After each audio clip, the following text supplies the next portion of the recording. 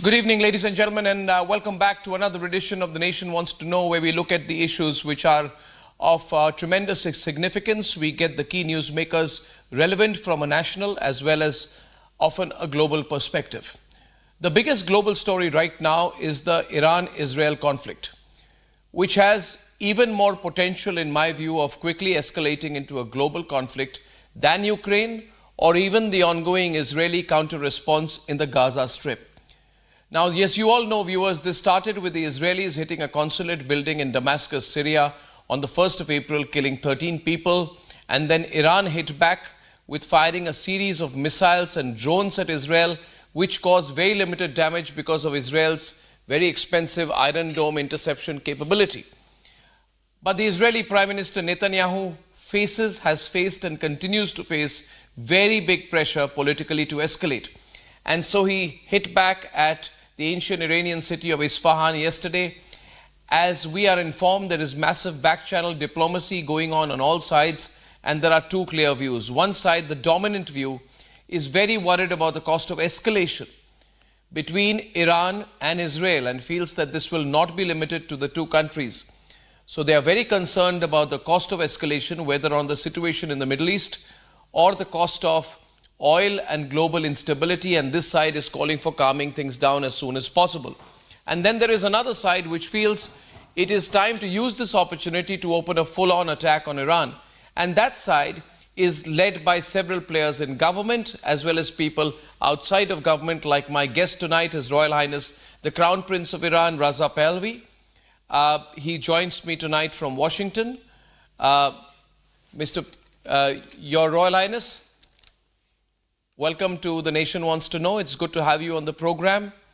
And if I can refer to you henceforth as Mr. Pahlavi, Mr. Pahlavi has been calling for regime change in Iran.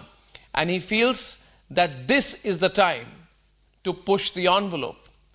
And so that takes me to my first question to you, Mr. Pahlavi. Why would you want the world, led by the United States, Israel and others, to push the envelope when you are aware that that could lead to further global instability, which is the last thing that the world needs right now?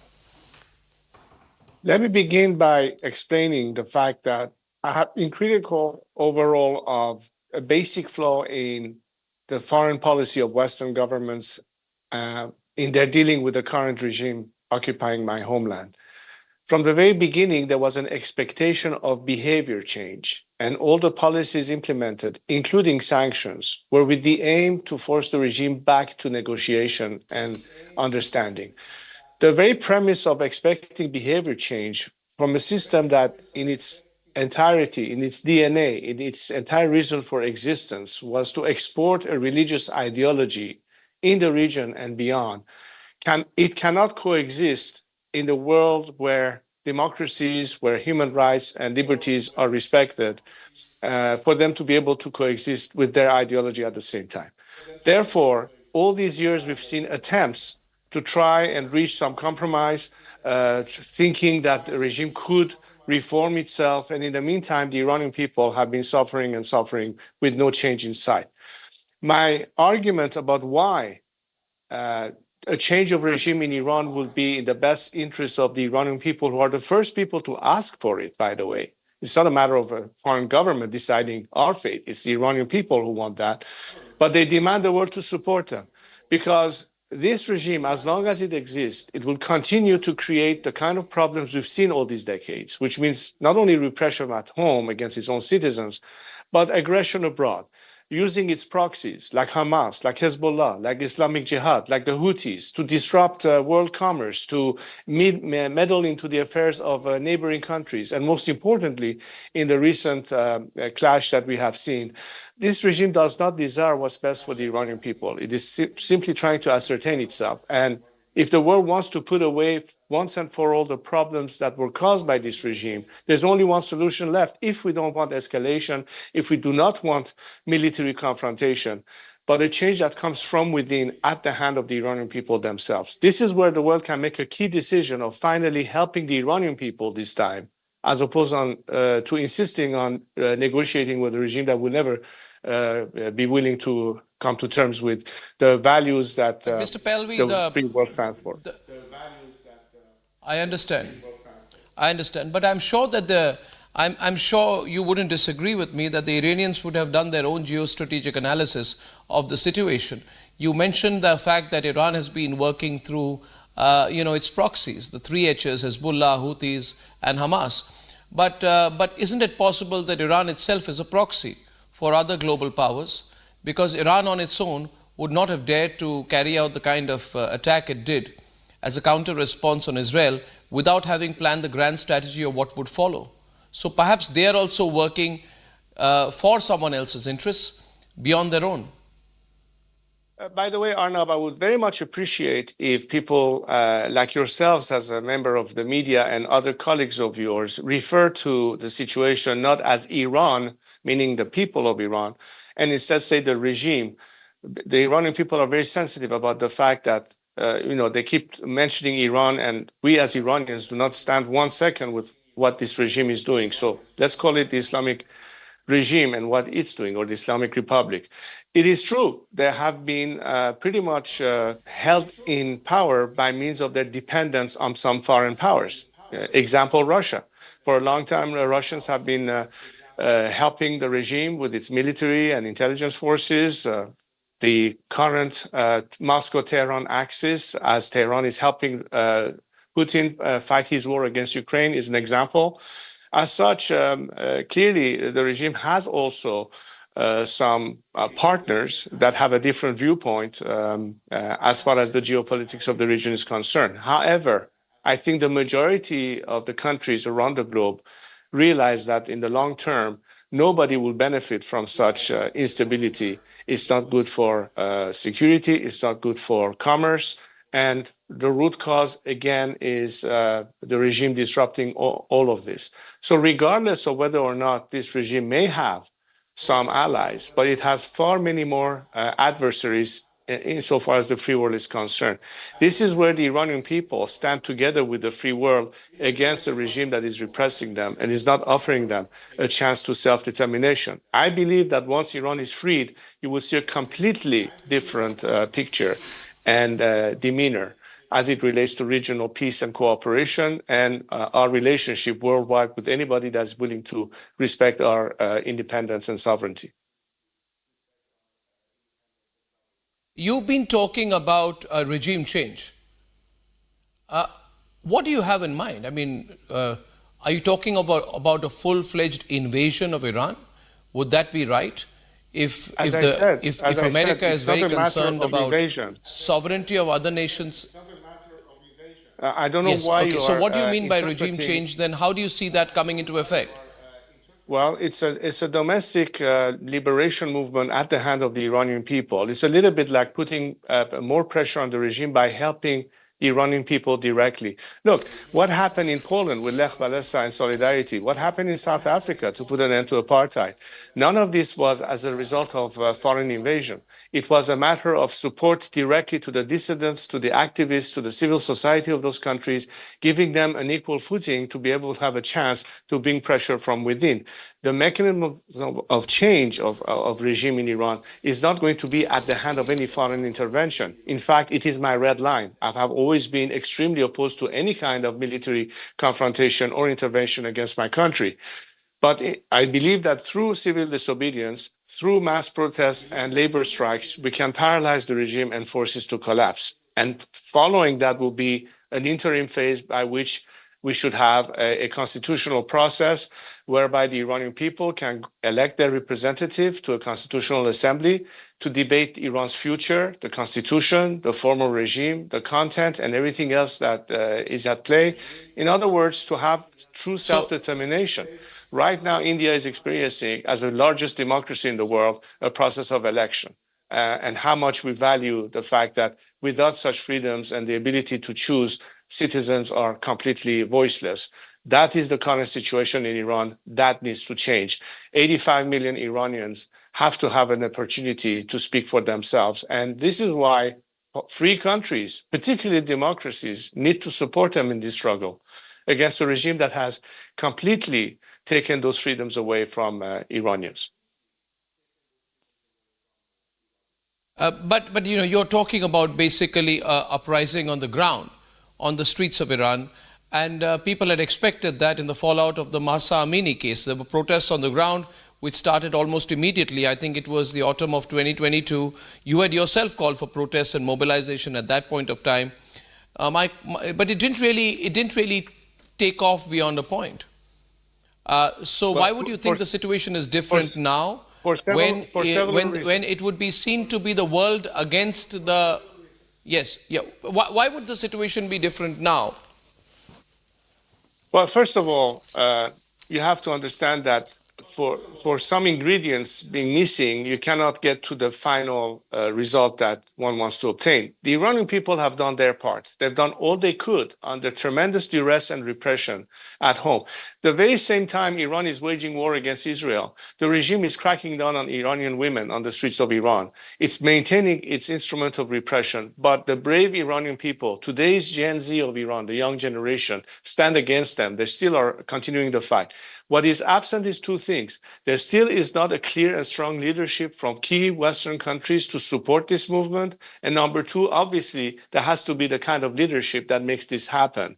While the Mahsa Amini Women Life Freedom Movement was certainly a revolutionary state of protest, but the mechanisms of change have to also be in place. This doesn't happen automatically. We need to be able to work with elements within the country. They need to be able to connect with the outside world. They need to have their representation on the international scene so that the world understands exactly how and through what means they can be of help and support this movement. Then we can have a legitimate chance to succeed. But if you have, while you have such a revolution on the streets of Iran, certain governments who are bent on appeasement, who release billions of dollars of money into the hand of a regime that is not going to spend it on the starving Iranian people, but instead spending on its proxies all across the world, how do you expect change to actually happen?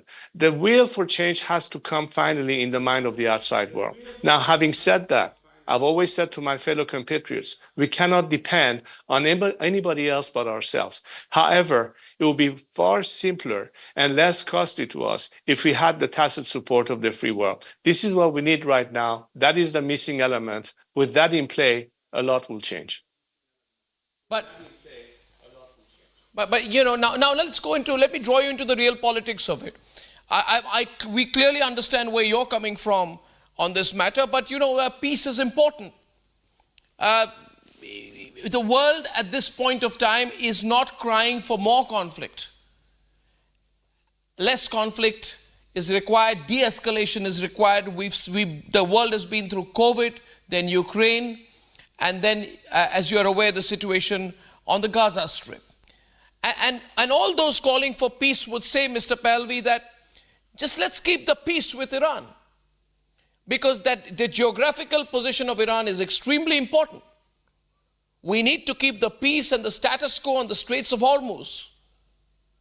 We need to make sure that the Iranians and the Houthis are kept under control, that business is on as usual. Let's settle things down. Let's settle Ukraine. Let's settle Gaza before we open up another front, however much we may disagree with the Iranian regime. And therefore, I'm sure you're aware that, you know, there needs to be peace on the Persian Gulf.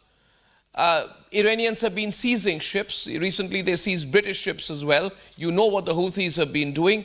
And Iran will leverage its geographical location to some extent when it negotiates with the rest of the world. These are all the factors that come in when things like the US-Iranian nuclear agreement, which had been signed, which is defunct now, came into effect. I mean, there's a sort of practical spirit. Yes, we don't agree, but we are no longer in the George W. Bush world of the axis of evil. We've got to learn to work even with our enemies. What would you say to them, Mr. Pahlavi? Well, I believe that freedom is tantamount, and whenever a citizen's freedom is taken away from them, they have every right to ask for change. And if the world is copping out behind the excuse of maintaining the status quo simply because they don't have a vision for something that could be better, simply because they don't realize that it is as a result of this regime that we have instability, you expect the very same regime that has caused all this mayhem to be an element you can depend on to calm down, to bring peace all of a sudden. From the day the regime set foot in Iran, it had as an agenda to export its ideology. It became adversely confrontational vis-à-vis the Arab countries in the Persian Gulf. It started antagonizing its regional neighbors. It started exporting this ideology in the four corners of the world. And as a result, we have what we have now. I find it very surprising that after 45 years and the proof of the behavior of this regime, and as I said earlier, the expectation is maybe today they will be reasonable and finally come to terms. That expectation is wrong.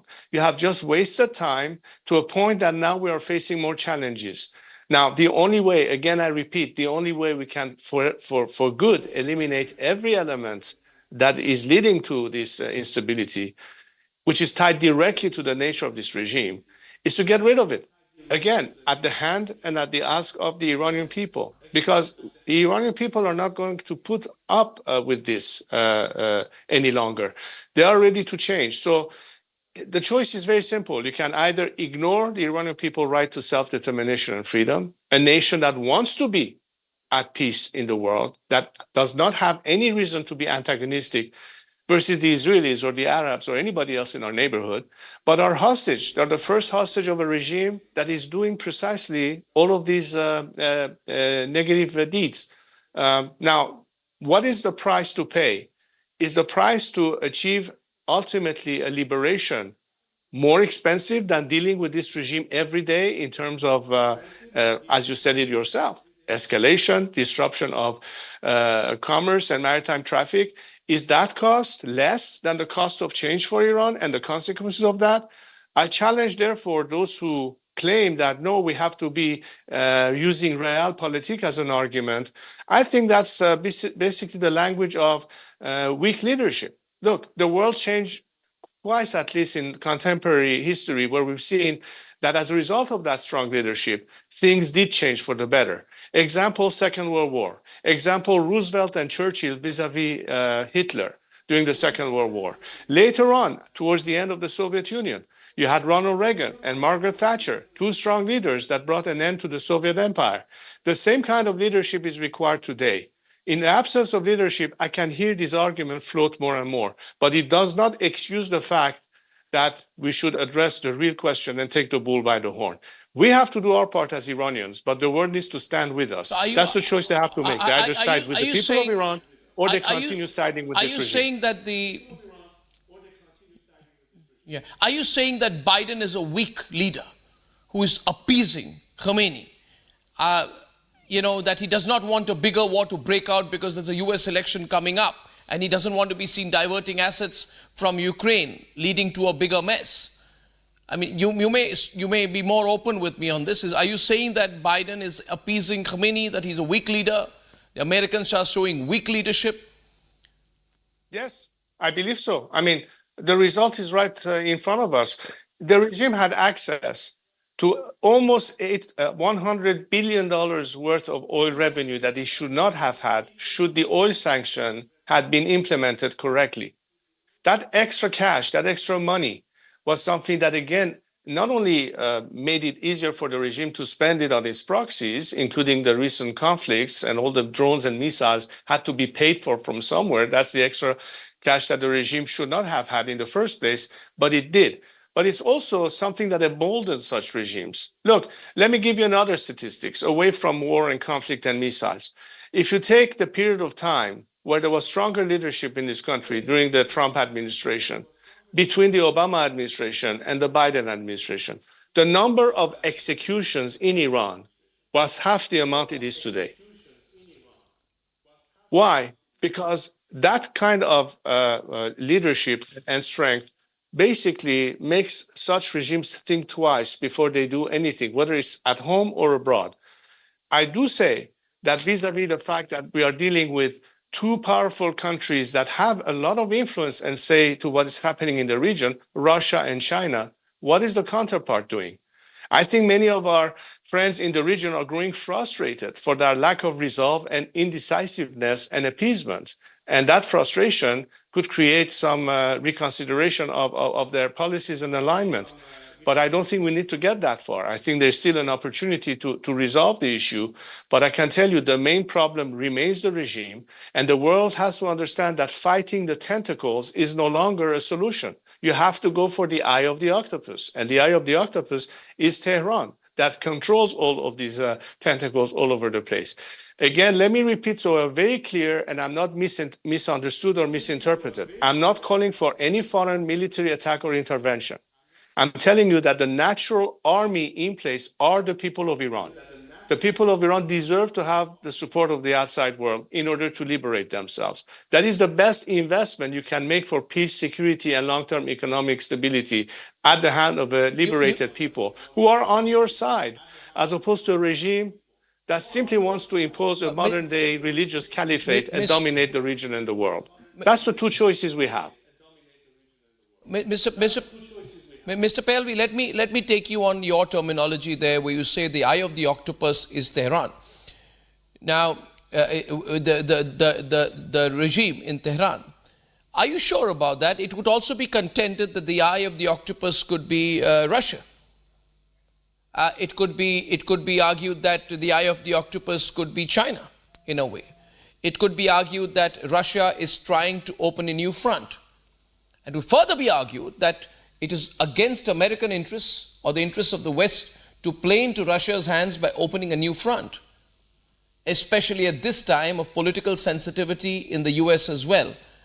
What would you say to that? That it is not in the long-term interests of America to get drawn or to let this escalate. It is in Russia's interest to let this escalate and watch as America opens more and more fronts to its, to its own detriment. I don't know why it is that you insist so much on using militaristic terms and fronts and deployments as if we were talking about military confrontation and escalation. That's not what I'm proposing.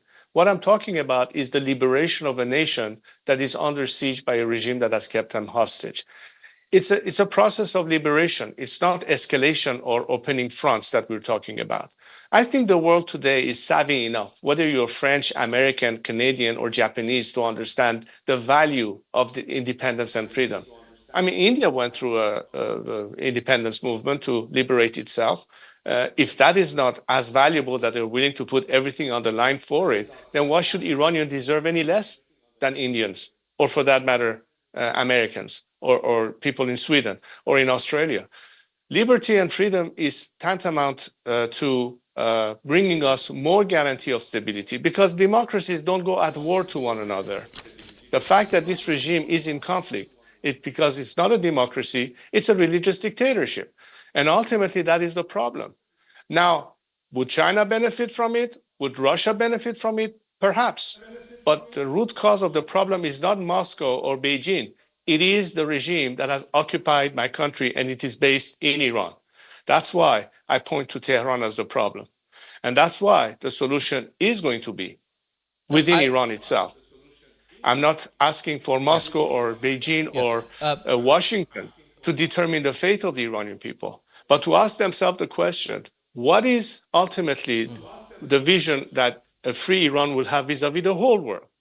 It's not going to be aligned only with the West. It's not going to be aligned only with the East. It's going to be working with whoever respects our sovereignty and freedom, and will work with them, with any of these countries who would like to have a better relationship with Iran. This regime is not providing that opportunity, but a free Iran will. I understand your the reason why you disagree with my use of what you are calling militaristic terms, which I may only describe as the practical situation on the ground right now, because you are in Washington. You had urged the US and the Israel earlier not to fall into what you called a trap by escalating their disputes with the Iranian government into a military conflict, and that was in 2017. But as of today, you would agree with me, sir, that that is exactly what appears to be playing out.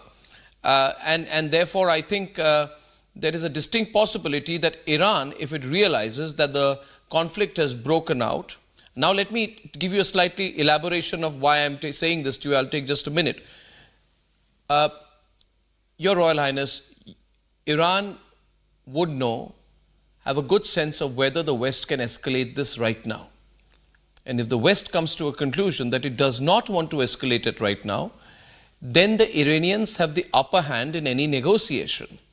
Should such a negotiation happen through back channels or otherwise, either through open dialogue or through secret contact or clandestine diplomacy, which you know does happen, in that case, could it be possible that the end game for the regime in Tehran is to renegotiate and reopen the nuclear deal, which is presently in tatters?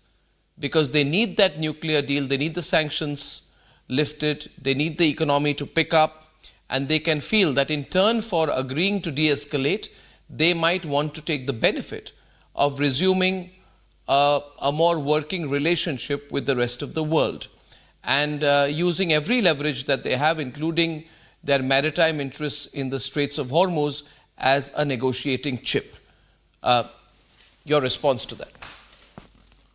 My job is not to defend the regime's interest. My job is to defend the Iranian people's interest. And what is in conflict with the Iranian people's interest is the survival and continuing existence of a regime that has deprived us of our freedom and our liberties. Therefore, I will challenge and I will stand vis-a-vis any entity, government, foreigners who would think that the status quo should prevail and the Iranian people don't deserve any better and they should be sacrificed in the interest of realpolitik, or as you say, avoiding any kind of escalation.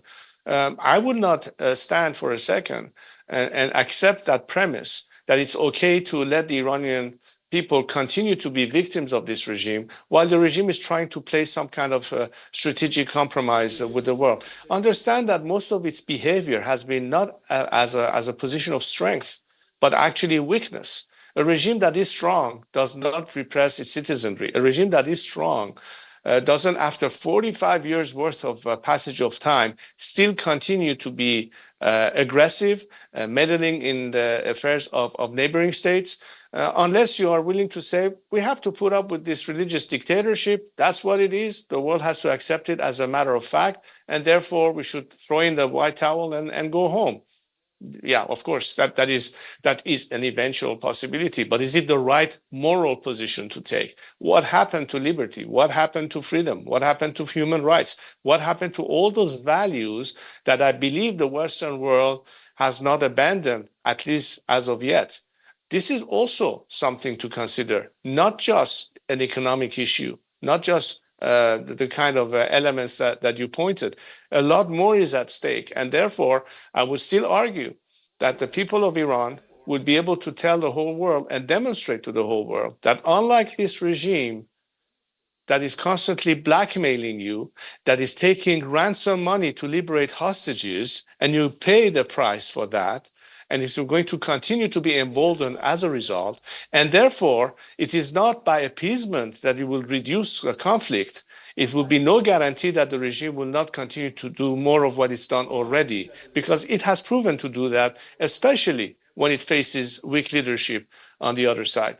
So I point back to what is my proposition to the world. You have never, ever, until this moment, even assumed that it is plausible that this regime will no longer be around. It is plausible that it can collapse as a result of internal pressure. Then, do you have a plan for that? Do you have a plan for that alternative? If you don't, you'll be in real dire difficulty. Better yet, start thinking about what that alternative could be and why it is ultimately in your best interest to do that. I'm not asking for the world to come to our rescue for our sake. I'm actually arguing that it is in their own interest to do that, because we both benefiting from the disappearance of an element that has been causing all of this turmoil and disruption and escalation. And I don't think that this regime even understands realpolitik, because when you say realpolitik, means you are a realist and reasonable. Again, a real world that is realistic is expecting the same behavior of a regime that is not reasonable, that is not realistic, that is purely ideological. And that's why it will never come to terms or change its behavior. Herein lies the fundamental argument that I have vis-a-vis the world that says, well, if we are practical, maybe they are practical too. Are they? No. Well, I mean, what if the price of oil go through the roof? What if the global economy tanks? What if the Straits of Hormuz are paralyzed? Why would the world pay the price for the regime change, however important in Iran, as you are arguing? Through the roof.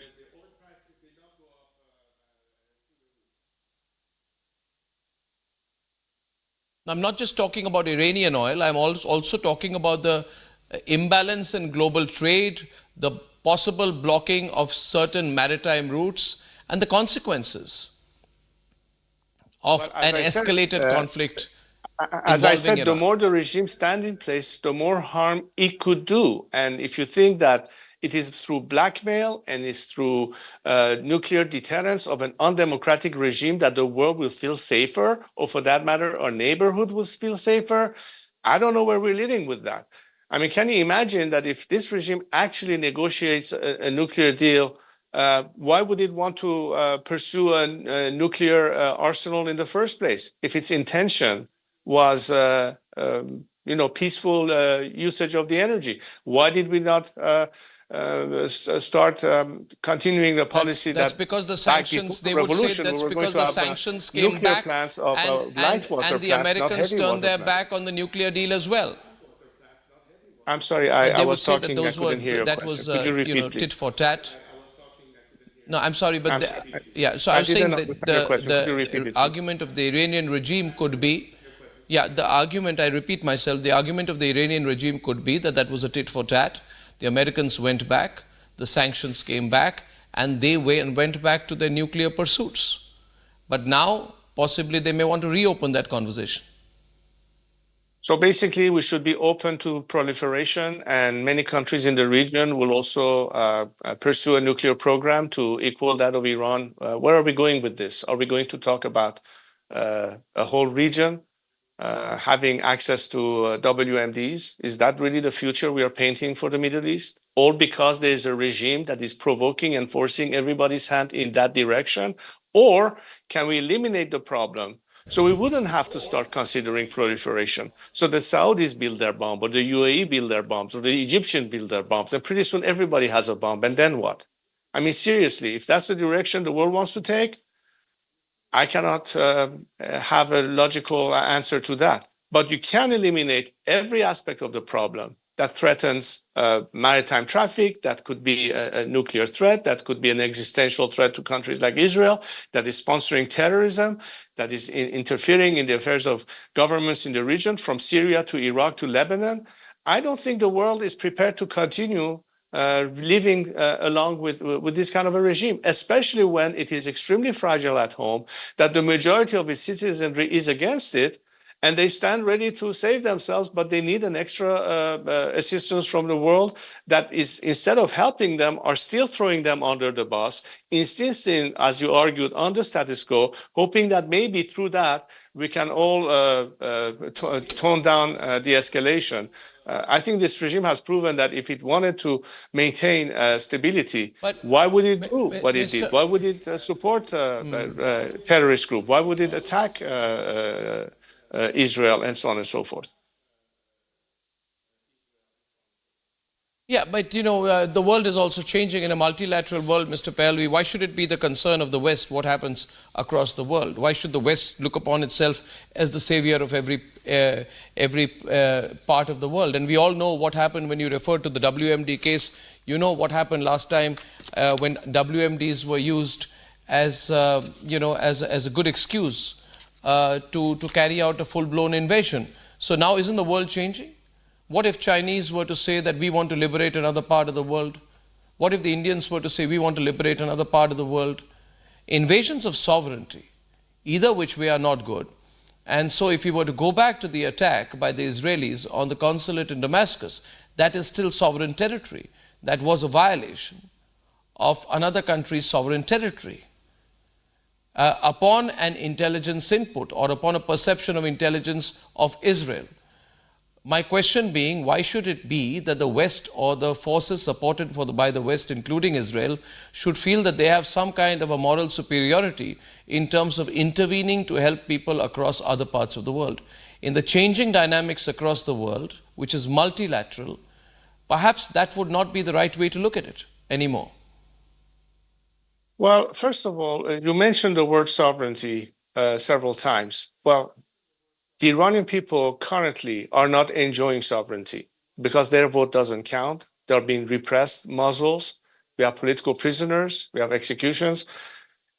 If we are looking to the outside world, the Iranians are looking to the West, not to Moscow or to Beijing, because at least in the West, there seems to be a principle of liberty and freedom and democracy. I would not compare India to China. India is a democracy. So if you think that as a democratic country, it is in your best interest to promote democracies, especially for a nation that wants to have it, and you would call that intervention, I don't call it intervention. I call it a moral duty. People who are free should help other peoples be free. That's the premise. Now, is it a multilateral world? Yes, it is. But I choose to work with free countries. I choose to work with Western democracies. I choose to work with everybody who values the principles of freedom and liberty and would be defending human rights as a matter of moral obligation. It's as simple as that. Now, if there are other countries that do not have the same principles in view and are in fact interfering in Iran by not letting the Iranian people achieve freedom, that is some kind of interference in itself. You are not allowing for a nation, or you are in a way interfering with their ability to free themselves. And freedom is, I think, the paramount issue here. Otherwise, if it's just a matter of maintaining dictatorships in place and justifying it, something that happened the last century a lot of times, the world has changed. But I think today's social media points to us that many nations around the world, regardless of their ethnic background or religious aspects or composition, freedom is the universal language. Freedom is a universal ask. And which is why we have seen that in all these recent demonstrations of solidarity, people around the world stood with the Iranian people as they were calling for their freedom. Now, that's the ask of the people in the world. What governments do, let's ask them. Let's put them on the spot and say, why don't you, in fact, support these movements? But I think the question of freedom is not going to be, for me, an element subject to negotiation. Freedom is paramount and tantamount. That's what I'm here for. That's what I'm fighting for, regardless of the challenges we face. But why would you want sanctions which would affect the lives of your own people? You're calling for further sanctions on the regime in Iran, and you're going on and saying that, of course, this is not your exact words here, that this is not the war of the Iranian people, it is Ali Khamenei's war. But my question to you is, why would you want sanctions which would make it more and more difficult for your own people, for people in hospitals in Iran, for children to get the food and the medicines they need in Iran, and for the old and elderly people needing treatment to be denied the access to medicines and treatment that they would need? Would you say that even their suffering would be justified towards the larger purpose which you're pushing for? Basically, you're parroting the argument of the apologists for the regime and those who always have said that sanctions doesn't work, et cetera, et cetera, et cetera. Look, the regime is not spending money on the Iranian people. Do you think that the $100 billion they received was spent on any school or hospitals or helping the people who are starving on the streets of Iran? They did get that money recently, didn't they? Was it spent? Was a cent of it spent on Iranian, despite the fact that we have sanctions? It wasn't. This is simply money in the hand of the regime. And the reason why sanctions are important, it's not because it affects the people of Iran. It's because it's going to restrain the regime to have more means to support its war machine of repression at home and conflict abroad. Now, of course, sanctions in and of itself is not sufficient. You need to have, parallel to this, a policy of support. These two ingredients combined could put an end to this regime as a result of change from within. But that hasn't done. So if there's a continuation of economic malaise in Iran, it's not because of the sanctions, it's because of the regime has not been truly challenged so that we can get rid of it. Once we are rid of it, immediately the economic situation in Iran could improve. Everybody knows that. Iranians are understanding of that. How many Iranians, despite the fact that are in fuel lines, despite the fact that they are starving, are objecting to any kind of pressure on the regime? Only the regime and its elements say that, not the Iranian people. It all depends who you're listening to. Are you listening to the regime propagandists, or are you listening to the Iranian people? If you listen to the Iranian people, you will see that the majority of them understand the reason why this regime needs to be sanctions. Because it is under appeasement that the regime silently executes more people, brutalizes more women, keeps more people in jail and dissidents. They have to face that kind of pressure from the outside world, but they also need to receive the support in order to do whatever they need to do from within. These are the two combination elements. So yes, it is important to maintain pressure on this regime, because you have to limit its ability. It's not going to trickle down to the people. Even if the sanctions were removed, this regime will not be spending it on the Iranian people. Got it. But obviously you can disagree with my question, but you have absolutely no right to make some kind of a assumption that, you can disagree with the question, but you have no right to make the assumption that I am repeating the propaganda of others, because I'm not making a similar charge about you on the program. I equally can say that you're also being a propagandist for certain interests in the West, but I'm not saying that. So I think we should reserve our views of who feels who's speaking for whom to ourselves, because if we want to discuss the Middle East, and I can push the envelope on that, it is the United States which is the elephant in the room. America's Iran policy does not have a bipartisan consensus. We have typically seen Democrats indulging more with the present regime in Iran vis-a-vis the Republicans. And some analysts say it's unlikely that the Israeli response may have been less restrained but for a Democrat, Joe Biden, as a president. You've been yourself critical of Biden. So essentially we can't cover up the fact that there's a lack of bipartisan consensus within the United States. In any case, my follow-up question to you is, and that's only my response to your unfair charge. My question to you is, why should the people of Iran believe that you have their best interests in mind? Because you lived in the United States for a large part of your life. You moved there well in your 20s. You've lived outside Iran, and you're very vocal about the situation in Iran. Some people would see you as a Western prop. How would you respond to that? That you're taking a certain political line which would go well with the West, but not be in the interests of the Iranian people. This charge is something I want you to respond to as directly as possible. That's very easy to prove. All you have to do is to monitor Iranian social media. All you have to do is to look at various polls that have been done about what level of support or popularity I have in Iran. These are not polls conducted by me. It's in fact conducted by elements who are not necessarily my sympathizers. And you will see right there and then the amount of respect and trust that they have in what I've been doing and the legacy of my family. All you have to do is to monitor what's happening in Iranian social media and the feedback and reactions that my compatriots are demonstrating. Now, as far as my own contact with my fellow compatriots, which is on a daily basis, the fact that I was physically unable to be in Iran, the fact that I was physically away from my country, doesn't mean for a second that I'm not aware of everything that is happening in my country every single day, in all of the smallest details. Why is this vision important? And that's the reason why Iranians have faith in my ability to help them, is because this is one of the very few people, if not the only person they can trust. And they say so. And that trust has tremendous amount of value for me. It's a political capital that I'm spending on the liberation of my fellow compatriots. They need to have a chance to determine their own future. Currently, they don't. And what I stand for is a process that not only frees our country from the stronghold of a religious dictatorship, but would also provide them with an opportunity to decide their own fate in the parliamentary process.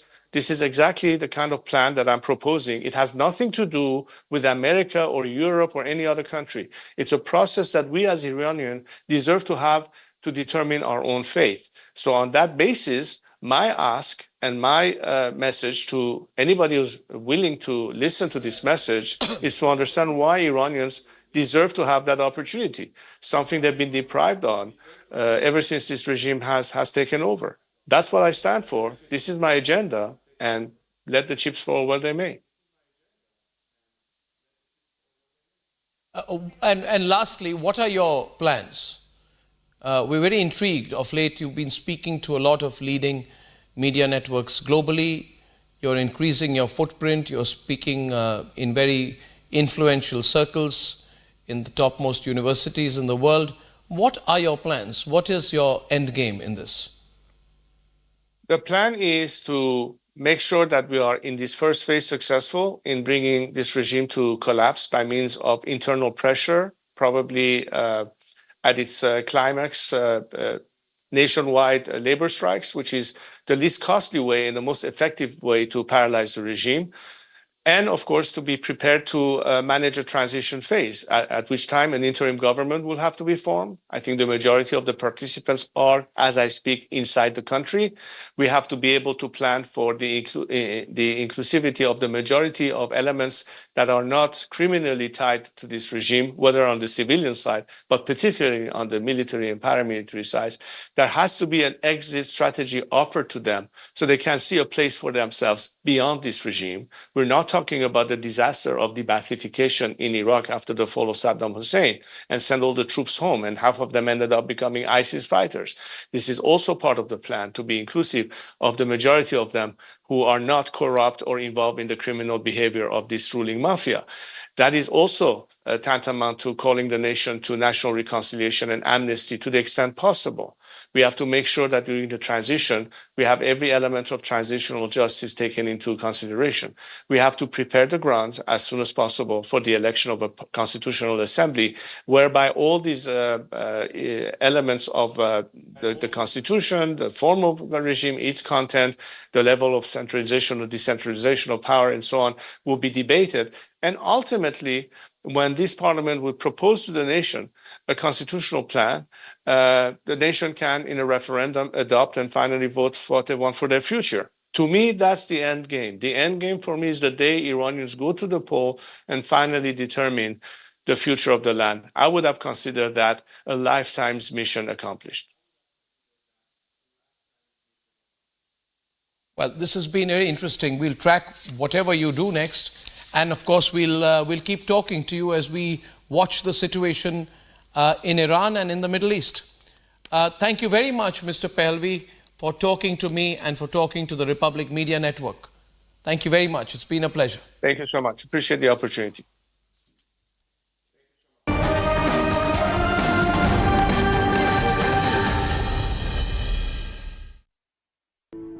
In the India Today Best Universities 2023 survey, India's #1 ranked universities in various streams are JNU Delhi, Amity University, AIMS Delhi, IIT Delhi, and National Law School Bengaluru.